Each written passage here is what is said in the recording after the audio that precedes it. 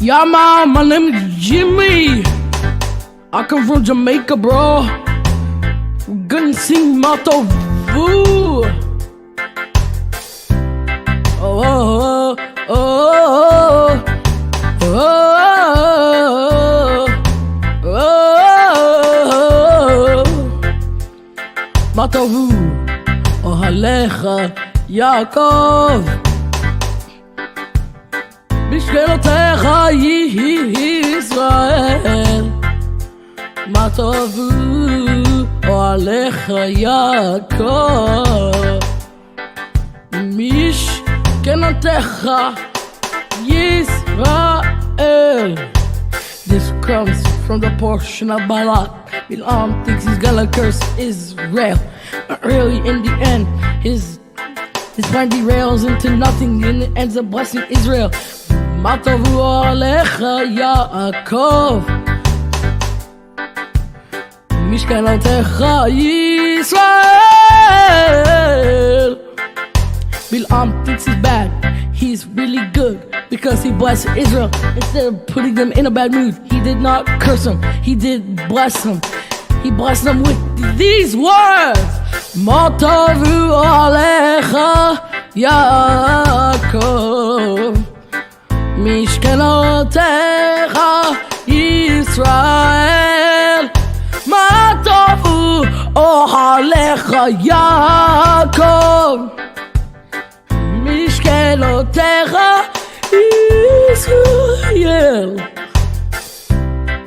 Yo, Bilam did not curse Israel. He ended up blessing them with the following words. Matavu ohalecha Yaakov. Mishkenotecha Yisrael. He talked to a donkey, beat it up. He beat it up.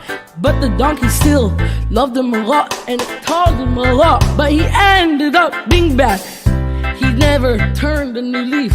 He ended up being a villain forever and ever and ever and ever.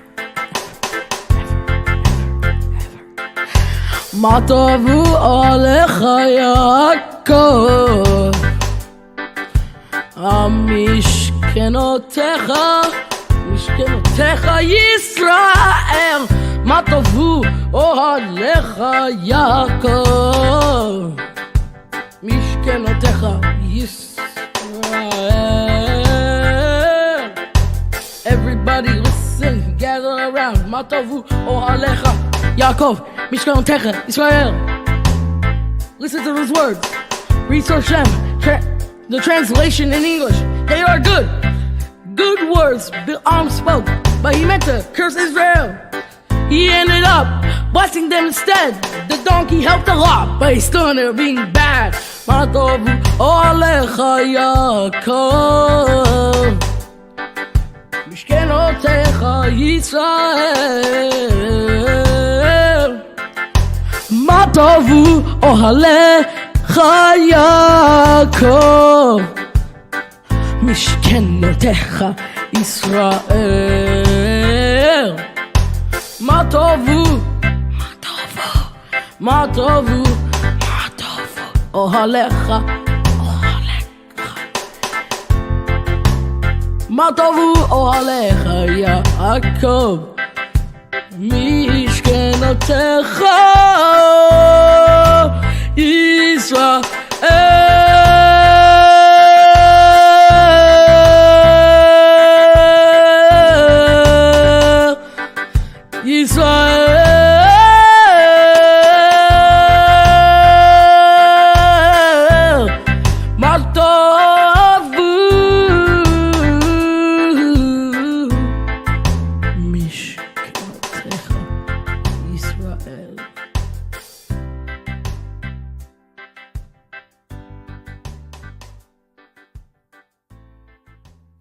Well, Shavua Tov, everyone. On behalf of Yeshivat Shuvu and Ahavat Imi Ministries, I'm Moriah Jackson Edwards, and it's my pleasure to welcome each and every one of you to Havdalah and Maasei Shlichim. It's a time of the week at the end of Shabbat in which we, together with you, are reciting Havdalah, the closing blessings of the Shabbat, the separation of the Shabbat from the next week. And also, we're listening together to a very special teaching on the book of Acts, the book of Maasei Shlichim, the deeds or the acts of the apostles, the acts of the sent out ones. This is a very special broadcast. We ask that you share it and like it and get the word out to all your friends. I would like to ask you for prayer at this time. We have the great launch of Yeshivat Shuvu in French that is happening as we speak over this weekend in Paris. I'm sure you've seen the live broadcast today out of Paris. It is incredible, and we do pray for your strong support during this time as we're launching there, and we have a really great traction and interest there in Paris. And there's tons of work. We've been working around the clock to make this a reality.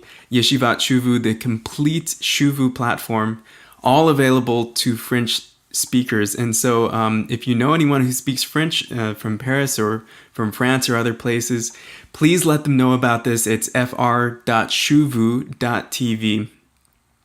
Lastly, I would ask that you partner with us in the global outreach ministry. If you are blessed by what we do and you want to partner with us, a great place to do that is fundly.com/operation-geulah. That's fundly.com/operation-geulah. We ask that you give and give generously, as this is a gift to each and every one of you of all the work that we're doing, of the many broadcasts and everything that is going on. So we do pray that you would give and give generously and be part of the global work. We are coming now to Havdalah. This is page number 87 of the Avat Olam Siddur. And as I like to say every week, there's the line of Lecha Dodi which goes like this: Sof Maasei b'machshava techila. It's the last in deed, but first in thought. It's the last thing we do of the week, which is the Shabbat, but Shabbat is the first thing that we think about as we enter into the new week. So as we recite Havdalah together, we are already thinking of the coming Shabbat as we're concluding this Shabbat. It's the last in deed, but the first in thought. Hine Yeshuati Eftach velo evchad Ki hozi v'zimhat yadonai Vayehi li Yeshua Ushavtem mayim besason Mimane Yeshua Ladonai Yeshua Lamecha Vichatecha Sela Adonai Tzvaot Imanu Miskav Lanu Elohei Yaakov Selah Adonai Tzvaot Ashrei Adam Boteach Bach Adonai Hoshia Melech Yaneinu Yom Koreinu Leyehudim Ha'etahora V'simcha v'sason v'ikar Hayray hayray hayray hayray hayray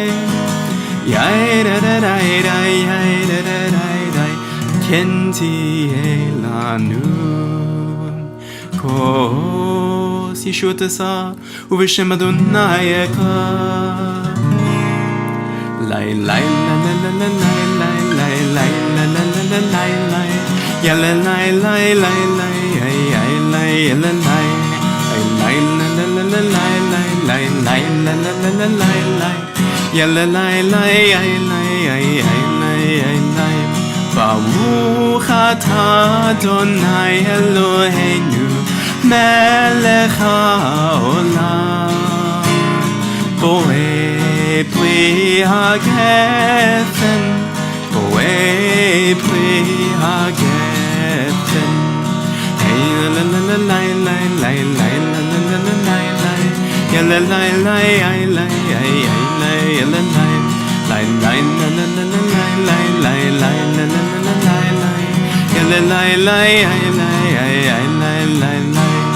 Baruch atah Adonai Eloheinu melech haolam borei minei v'samim borei minei v'samim lay lay la la la la lay lay lay la la la la lay lay ya la lay lay lay lay lay la lay lay lay la la la la lay lay lay lay la la la la lay lay ya la lay lay lay lay lay lay lay Baruch atah Adonai Eloheinu melech haolam borei meorei ha'esh borei meorei ha'esh lay la la la la lay lay lay lay la la la la lay lay ya la lay lay lay lay lay lay lay lay lay la la la la lay lay lay lay la la la la lay lay ya la lay lay lay lay lay lay lay Baruch atah Adonai Eloheinu melech haolam hamavdil bein kodesh lechol hamavdil bein kodesh lechol bein ol lechoshech bein ol lechoshech bein Yisrael elamim bein yom hashvihi לששת ימי המעשה ברוך אתה אדוני המבדיל בין קודש לחול לחיים everyone שבוע טוב שבוע טוב שבוע טוב, שבוע טוב, שבוע טוב, שבוע טוב, שבוע טוב, שבוע טוב. We are greeting Eliyahu Hanavi, Elijah the prophet, who we know is the precursor, the one who comes before Mashiach ben David. As we welcome Eliyahu Hanavi into the door, we know that behind him stands Mashiach Yeshua, Mashiach ben David.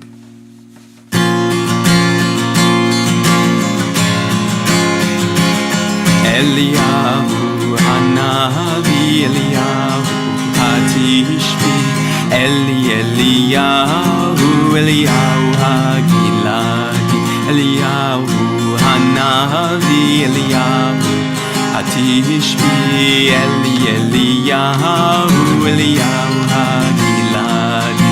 Bimmeha yavo eleinu im Mashiach, Mashiach ben David.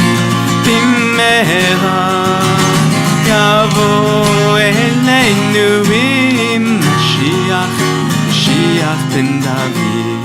Eliyahu Hanavi, Eliyahu Hatishbi, Eliyahu, Eliyahu Hagiladi, Eliyahu Hanavi, Eliyahu Hatishbi, Eliyahu, Eliyahu Hagiladi.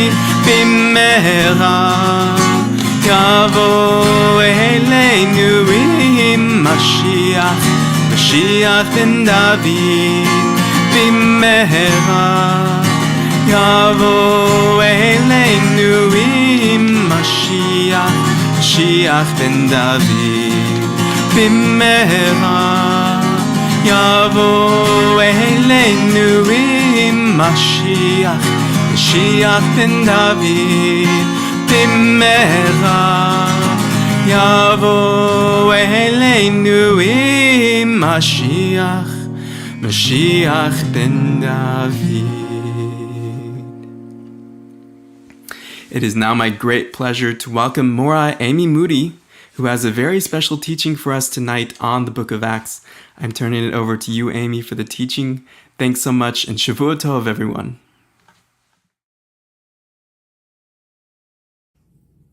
Shalom.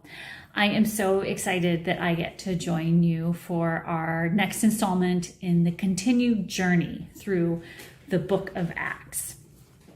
Today we're going to be looking at Acts chapter 14, verses 1 through 20. So let's take a look at what it says. In Iconium, the same thing happened. They entered as usual into the Jewish synagogue and spoke in such a way that a large number of Jewish and Greek people believed. But the Jewish people who would not believe stirred up the Gentiles and poisoned their mind against the brothers. So they stayed there a considerable time, speaking boldly in the Lord, who was testifying to the message of his grace, granting signs and wonders to come about by their hands. But the population of the city split. Some were with the Jewish leaders, and some were with the emissaries. Now it happened that an attempt was made by both the Gentile and the Jewish people, along with the rulers, to abuse and stone them. But they found out about it and fled to Lycaonia on the cities of Lystra and Derbe and the surrounding countryside. There they proclaimed the good news. Now a man was sitting in Lystra without strength in his feet, lame from birth, who had never walked. This man heard Paul speaking. When Paul looked intently at him and saw that they had faith to be healed, he said in a loud voice, "Stand up on your feet." And the man leapt up and began to walk around. Now the crowd, seeing what Paul had done, lifted up their voices, saying in Lycaonian, "The gods have become like men and come down to us." And they began calling Barnabas Zeus and Paul Hermes, because he was the main. The priest of Zeus, whose temple was before the front gate of the city, brought bulls and garlands. He wanted to offer a sacrifice with the people. But when the emissaries, Barnabas and Paul, heard of it, they tore their clothes and rushed out among the crowd, crying out and saying, "Men, why are you doing these things? We too are human, just like you. We proclaim the good news to you, telling you to turn from worthless things to the living God, who made the heaven and the earth and the sea and all that is with them. In past generations, he allowed all the nations to go their own ways. Yet he did not leave himself without a witness. He did good by giving you rain from heaven and fruitful seasons, filling your hearts with joy and gladness." Even saying these things, they were barely restrained the crowd from sacrificing to them.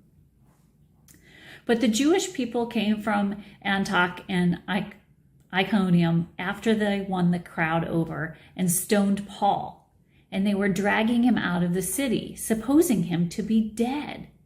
But while the disciples surrounded him, he got up and went back into the city. On the next day, he left with Barnabas for Derbe. Okay, so here we're starting to see a pattern, right? Paul goes into a city. Some gladly receive the message of the good news, and others reject it aggressively. This pattern repeats over and over again. But we also see another pattern repeating, and that is the zeal of Paul.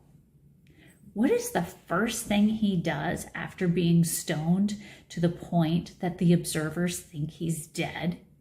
He goes right back into the city. Are you kidding me? That is bold. And yes, he leaves for Derbe, but he quickly returns. We see later in the chapter, he comes right back to the cities he just left, back to the cities that stoned him. He wasn't done with that city. He knew he still had to establish a leadership group. So he comes right back.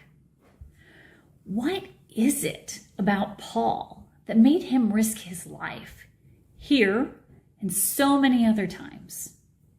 He had zeal.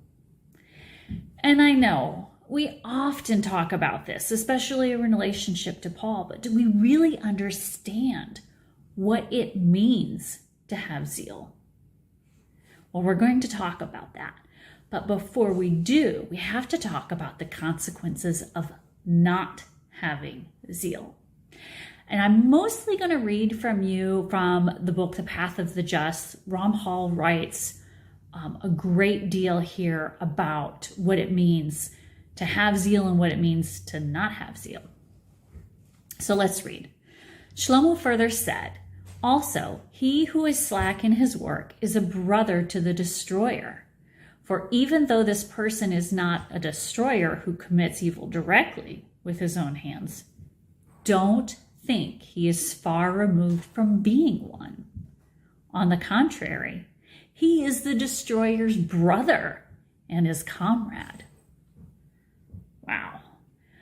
What's being communicated here is if you lack zealousness, you're an ally to destruction. Being idle is not a neutral position. It's actually a negative position, extremely negative. So let's keep reading from the same source. That is, the evil that befalls the lazy man does not come all at once. Rather, it comes little by little, without his knowing it or sensing it. He's pulled from one evil to another until he finds himself sunk in ultimate evil. Yikes.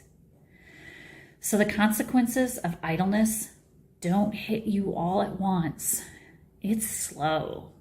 You might not even see the consequences of idleness for some time. And we see this is true with a lot of bad decisions, right? If you're an alcoholic, in the beginning stages, it might seem fun and carefree, and you probably won't see the destructive results of killing your liver or eventually losing your family until years of abuse. Same thing with our diet. We can eat all that junk that causes heart disease, and it won't show up for years. Smoking, same thing. I mean, I could go on and on.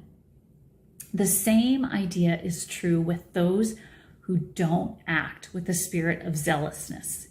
You may not see the bad consequences, but don't let that fool you to thinking there are none. The Ramchal continues. His destruction is like all those who breach fences. Shlomo continues, then I observed, I put my heart to it. I reflected on this matter and realized the great evil in it, for it is like a poison which creeps and spreads little by little. Its effect is not noticed until death comes. This is the meaning of a little sleep. So shall your destitution come swiftly as a traveler. So in the end, the result is death. But I would ask a question. Is it the death of the idle person? Or is there a greater death? Is there a death in the community? The community that is not getting served because of idleness and a lack of zealousness. So what's being referred to here as lazy, what's translated into English as lazy, is not referring to someone that just sits around all day watching TV. That's not what this is referring to. It's referring to a person that's not engaged in mitzvot. I could be a very busy person. I can work all day. Go to work all day, come to my house, work on my house projects. I can work my fingers to the bone. But if I'm not engaged in mitzvot, then all that I'm about to read to you here is applicable. This is what is being referred to by a lazy person. It's not referring to a couch potato. It's referring to someone who is idle in the service of God. Let's continue reading. He thus says, I will eat a bit, I will sleep a little, or it's difficult for me to leave my house. I have to put off my coat, how shall I put it on again? Or maybe he says it's very hot outside, or it's very cold, or it's raining, and all the other sorts of excuses and rationalizations that the mouth of lazy people are full of. Either way, In the meantime, the Torah is abandoned, the service of God is idle, and a man abandons his creator. This is what Shlomo said. By laziness, the ceiling decays, and through the lowering of hands, the house leaks. So notice, this person has all the reasons in the world they cannot be engaged in the service of God. We've all seen this. Oh, I've got a big project at work, or I'll start helping with that when insert excuse here. And if we're being perfectly honest with ourselves, we've probably all done this to some extent. But look what it says about the person who does this. It says that they've abandoned their creator. That's really strong language. And here's what's so sad and scary about this. This person has no idea their state of being. So let's look at the story of the fig tree that everybody talks about in light of this concept. And this is from Mark 11. Yeshua entered Jerusalem. He went to the temple courts and took a good look at everything. But since it was now late, he went out with the 12 to Bethany. The next day, they came back from Bethany, and he felt hungry. Spotting in the distance a fig tree and leaf, he went to see if he could find anything on it. When he came up to it, he found nothing but leaves, for it wasn't fig season. And he said, "May no one ever eat fruit from you again." And his Talmudim heard what he said. Now, this fig tree had a very good reason for not having fruit. It wasn't fig season. Yeshua is telling us that our excuses may be true. They may be valid, but they shouldn't stop us. They should never keep us from bearing fruit. And how do we bear fruit? We get to work in the service of the Creator. Let's keep reading. If you ask the lazy person to explain his behavior, he will confront you with numerous quotations of the sages, verses from scripture, and logical arguments of all which instruct him, according to his distorted mind, to be lenient with himself and to leave himself in the tranquility of his laziness. But he fails to see that all these arguments and reasons do not stem from a balanced reasoning, but rather spring from the wellspring of laziness, which, as it strengthens over him, inclines his views and his intellect to those arguments. Hence, he fails to heed the voice of the wise and the men of sound judgment. This is what Shlomo screams out: the lazy man in his own eyes is wiser than 7 men who answer sensibly. For laziness does not allow him to even be concerned for the words of those who rebuke him. Rather, he will consider them all to be mistaken or foolish, while he alone is the wise one. This person isn't ignorant of the Torah. They know what the Chazal say. He quotes them. He quotes all the verses. He knows all the scripture. But he twists things to justify his lack of action. So we might look at this guy with respect when he's actually headed for destruction. This is why Yeshua warns us. Every healthy tree produces good fruit, but a poor tree produces bad fruit. A healthy tree cannot bear bad fruit, or a poor tree produce good fruit. Any tree that does not produce good fruit is cut down and thrown in the fire. So you will recognize them by their fruit. So what's the fruit? Let's keep reading. Not everyone who says to me, "Lord, Lord," will enter the kingdom of heaven. Only those who do. Those who do what my Father in heaven wants. So what we have to do is be careful not to let others lure us into inaction with their same idleness. We can't let their lofty words convince us that the inaction is okay. So we actually have to look past at the things they're saying and look at what they do. We look at their fruit. So here's Paul. He has every reason not to go back in that same place and put himself in harm's way. And actually, there's plenty of sages that say you have no obligation to do a mitzvot if that puts you in harm's way. He could have clung to those excuses and not gone back. He could have stayed in the more friendly communities and just continue to build and strengthen those communities. He had a pretty good excuse, but he was zealous. So he pursued. So now that we know what it isn't, what does its execution look like? Well, the Ramchal breaks it down into two parts. One is the action before a mitzvah, and the second is after it has started. He basically says that as soon as the thought enters your mind, do it. Don't waste any time. He says the biggest delay, he says that delay is the biggest danger to a mitzvot, to mitzvot. That's amazing. You would think that it would be resources or understanding of a mitzvah or a million other things that would be way more dangerous. But no, it's time. It's delaying at all, even for a second, the doing of a mitzvah. Every second that passes between you considering a good deed and doing it is an opportunity for a new obstacle to come in and present itself and keep you from doing the mitzvah. The second part of zeal is the action after you have started. We have to keep pursuing its completion.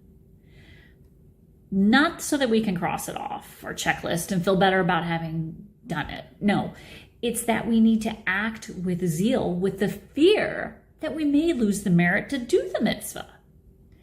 And its completion is important because what's the reward for its completion?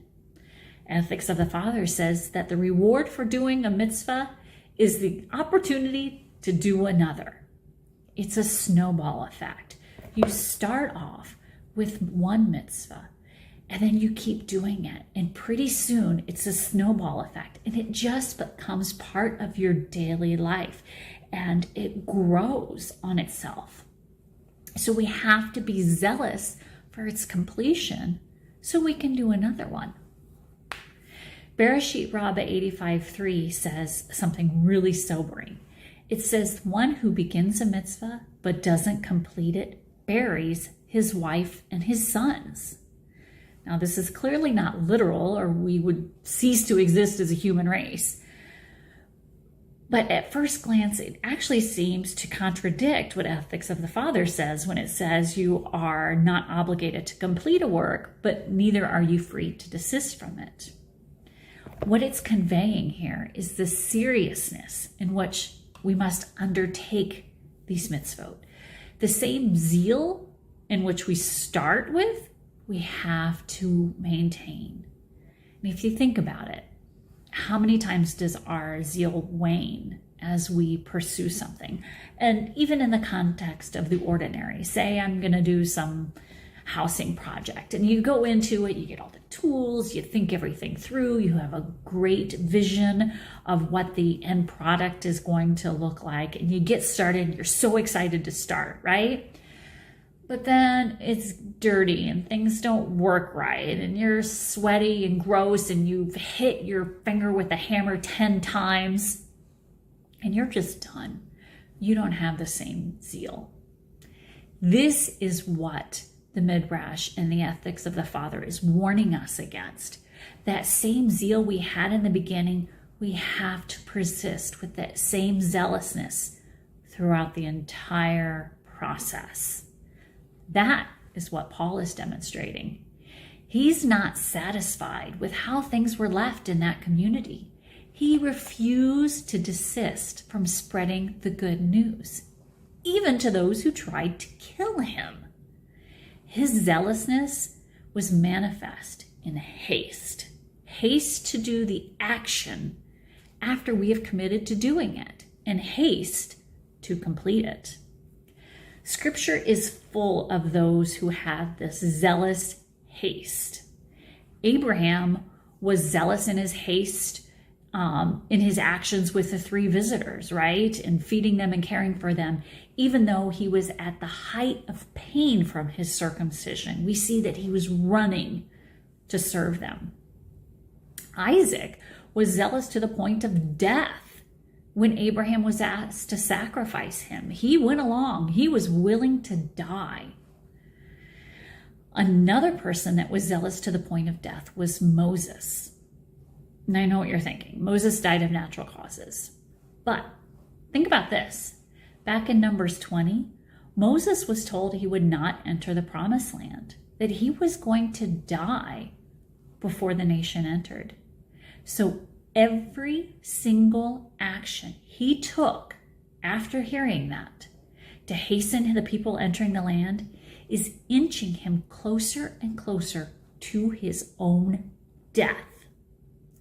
Every battle that brought them closer, every time Israel rebelled, every time Moses intervened for them, he was bringing them closer to the land, closer to entering it, and closer to his own death.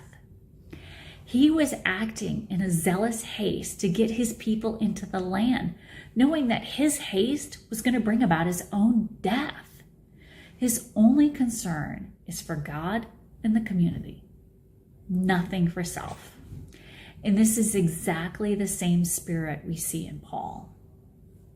Let's read how this zealousness is described.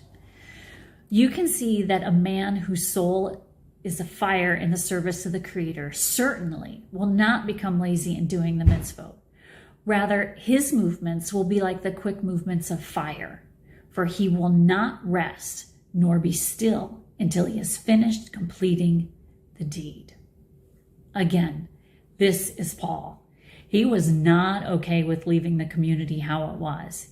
Even though he had every excuse, he would not rest even after being stoned. He insisted on coming back.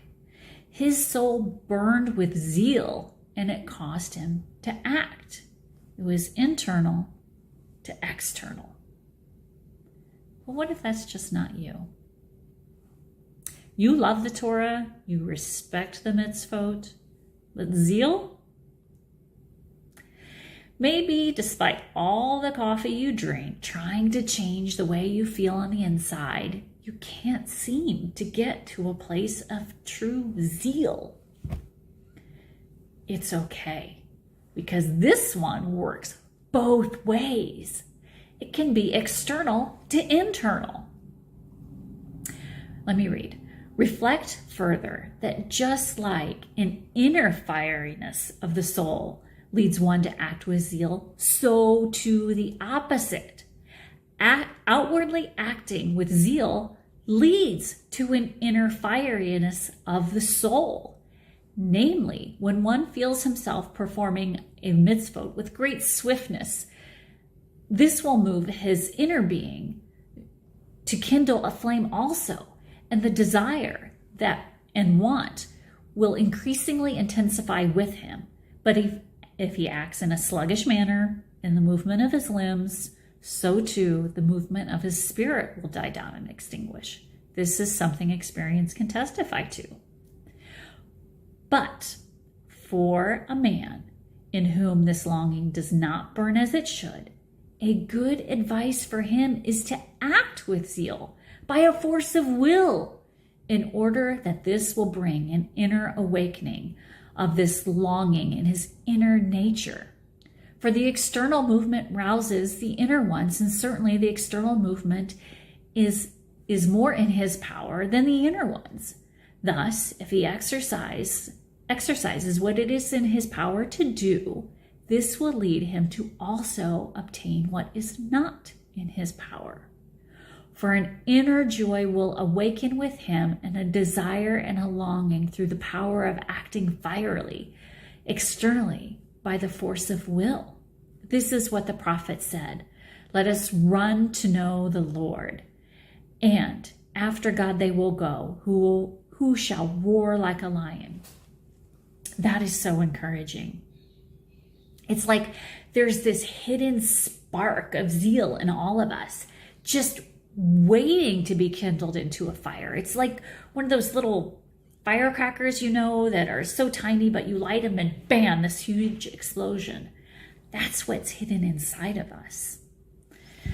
And some of us are zealous with our studies, which is good, but that in and of itself is not what we're talking about. Let me read a short transcript from a speech given by Rabbi Joseph Slavovicek. He says in his speech, I believe that one of the greatest deficiencies with the American so-called modern Orthodox is while intellectually everyone is very developed, I must tell you that these students are true scholars. I wouldn't say everyone, but a large group are true scholars. They would be considered scholars in Jerusalem as well. And he jokingly says, I'm simply a good rabbi. I meet many Jews who keep mitzvot, but it seems to me that everyone lacks the fire, the enthusiasm, these yearnings, the religious mood that we Jews must have on Rosh Hashanah, Yom Kippur, and the rest of the year.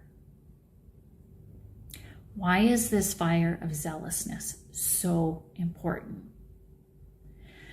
Zealousness corrects the other negative qualities, and it enhances the good ones. A zealous person is a brave person. We certainly see that in Paul. We see it in Moses. We see it in Phineas. Show me a zealous person, and I will show you a brave person. A zealous person has fear. He has fear of heaven, fear of God, but he doesn't have fear for himself. Look at Paul.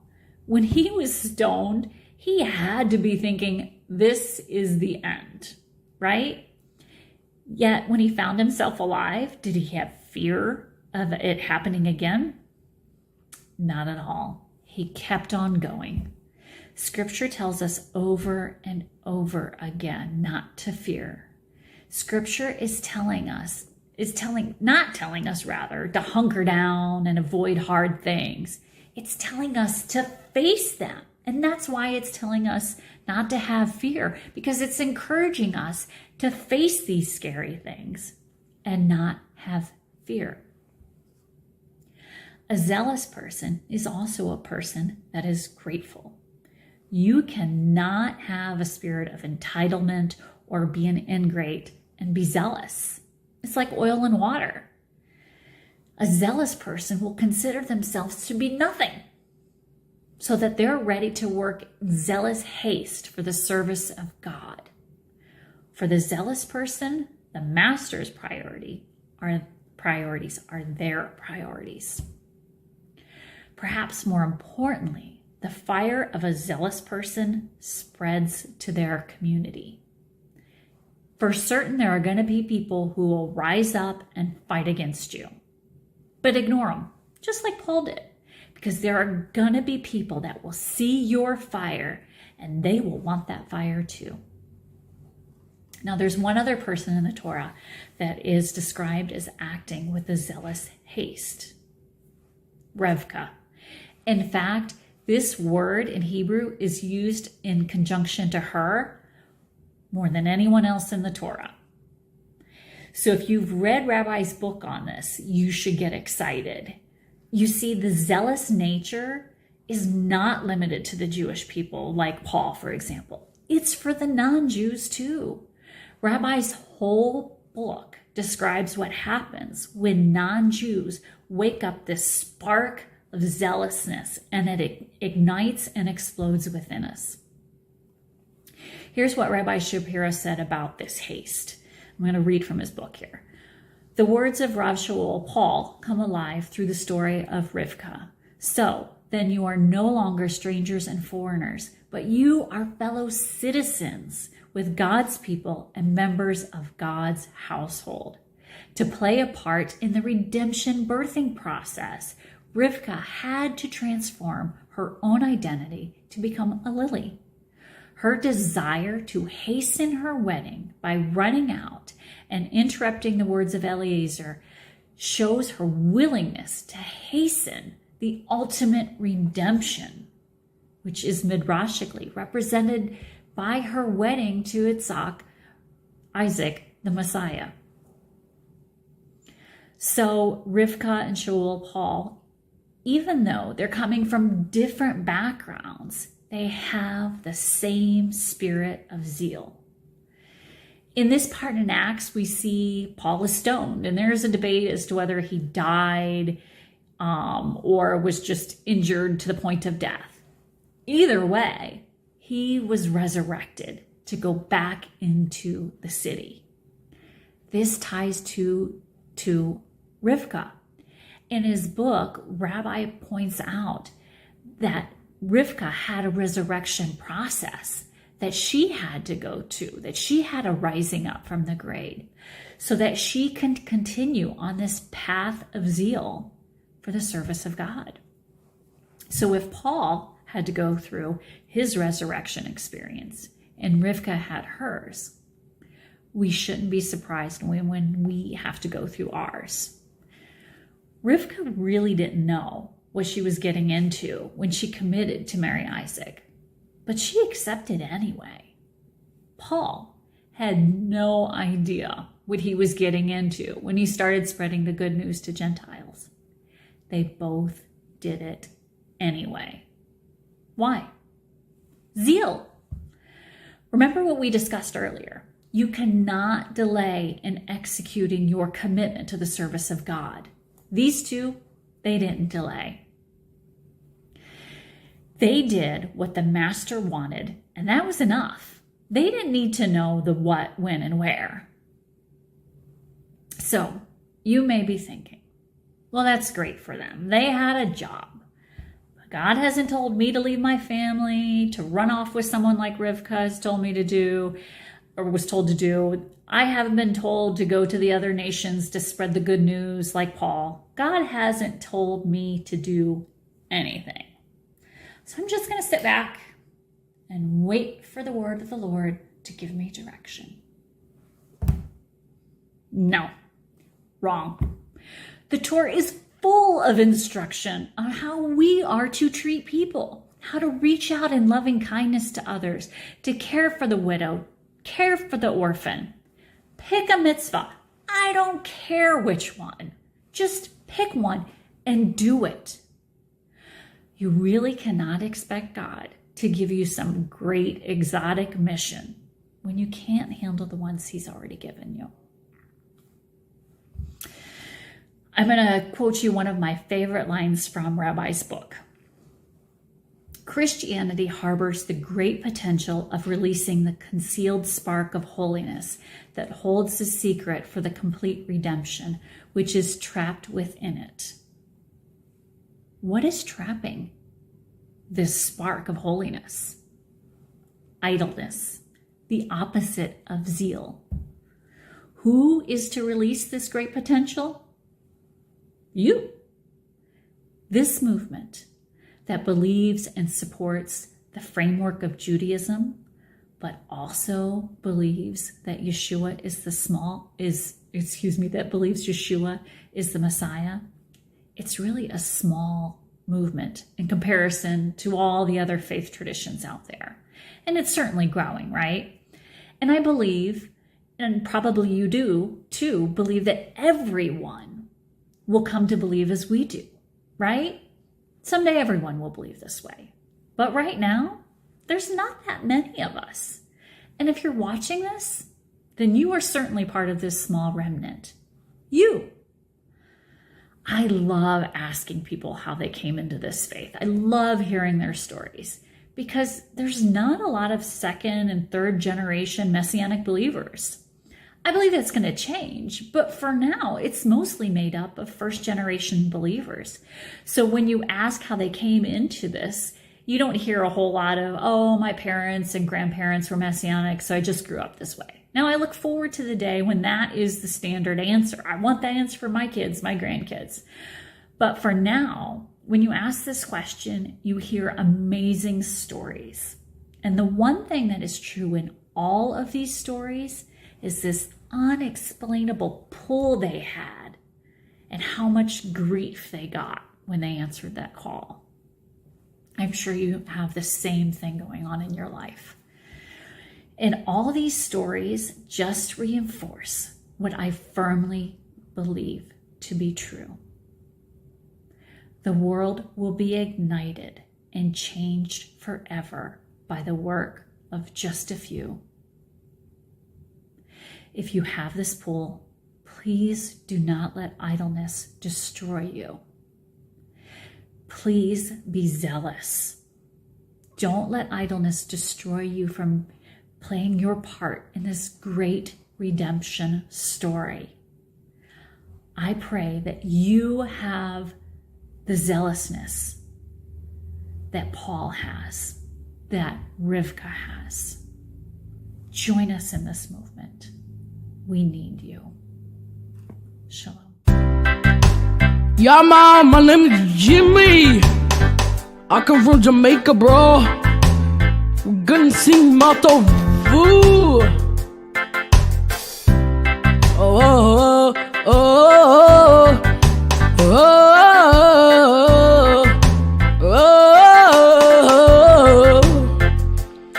Motto Vu, oh, Halecha, Yaakov. בשכנותיך ישראל, מה טובו אוהליך יעקב. משכנותיך ישראל. This comes from the portion of Balak. Bilam thinks he's gonna curse Israel, but really in the end his plan derails into nothing and it ends up blessing Israel. מה טובו עליך יעקב,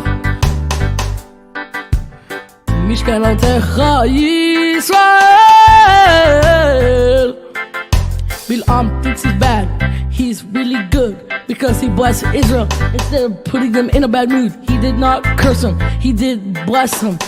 He blessed them with these words: מה טובו עליך יעקב, משכנותיך ישראל. מה טובו אוהליך יעקב, משכנותיך ישראל. Yo, Bilam did not curse Israel, he ended up blessing them with the following words: מה טובו אוהליך יעקב, משכנותיך ישראל. He talked to a donkey, beat it up. He beat it up. But the donkey still loved him a lot and it taught him a lot. But he ended up being bad. He never turned a new leaf.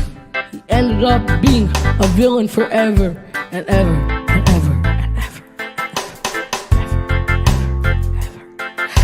מה טובו עליך יעקב,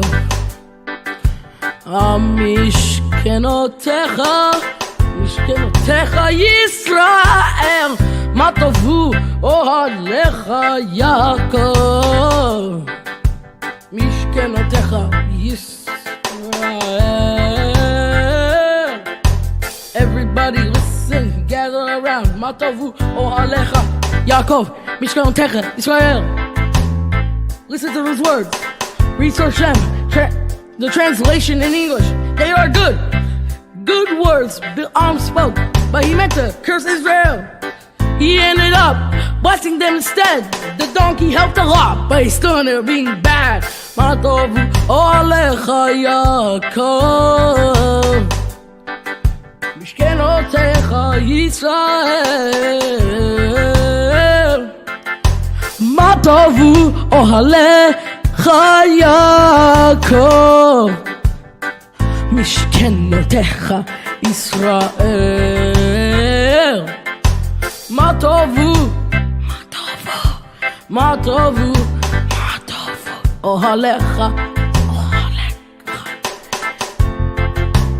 מה טובו אוהליך יעקב, משכנותיך משכנותיך ישראל